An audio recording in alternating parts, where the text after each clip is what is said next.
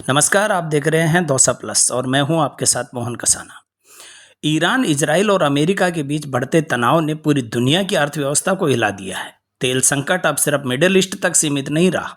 Asia के कई देशों में लॉकडाउन जैसे हालात बन गए हैं। कहीं स्कूल बंद है तो कहीं पेट्रोल पर राशनिंग। बड़ा सवाल है, क्या दुनिया एक और आर्थिक इमरजेंसी की ओर बढ़ रही है? देखिए ये खास रिपोर्ट।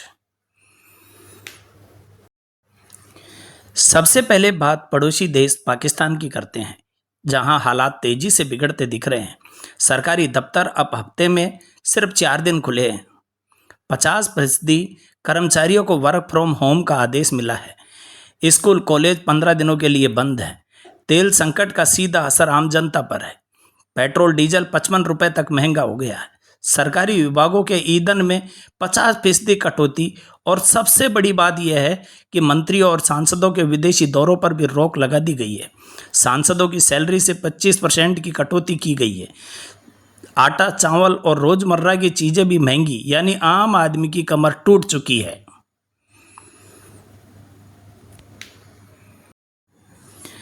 अब अगर बात दूसरे पड़ोसी देश श्रीलंका की करते हैं, जहां पहले भी आर्थिक संकट झेल चुका देश फिर दबाव में है। सरकारी दफ्तर सिर्फ 4 दिन खुले रहे हैं। हर बुधवार छुट्टी घोषित की गई है। पेट्रोल डीजल के लिए क्यूआर कोड सिस्टम लागू किया है।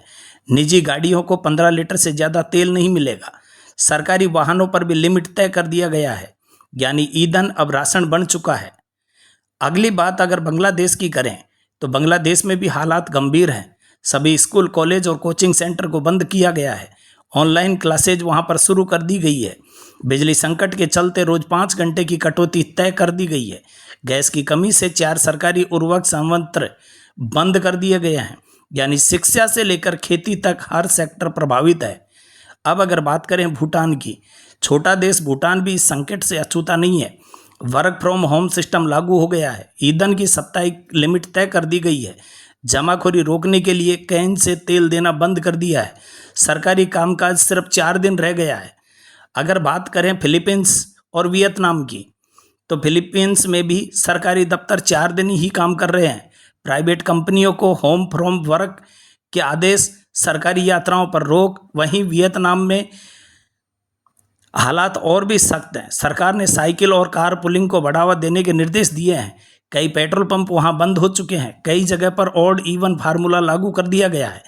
अगर बात करें ग्लोबल असर की, इस जंग का असर सिर्फ एशिया तक सीमित नहीं, दुबई का रियल एस्टेट कारोबार भी प्रभावित हुआ है। प्रॉपर्टी बिक्री में 44% तक गिरावट वहां देखी गई है। यानी तेल संकट अब पूरी दुनिया की अर्थव्यवस्था को झटका दे रहा है। तेल की यह जंग अब सिर्फ कीमतों की नहीं, बल्कि आम लोगों की जिंदगी पर सीधा असर डाल रही है। स्कूल बंद, दफ्तर सीमित, राशन, ईंधन। अगर हालात ऐसे ही बने रहे तो क्या दुनिया एक और बड़े आर्थिक संकट की ओर बढ़ रही है? फिलहाल सबसे बड़ा सवाल यही है। देखते रहिए दोसा प्लस।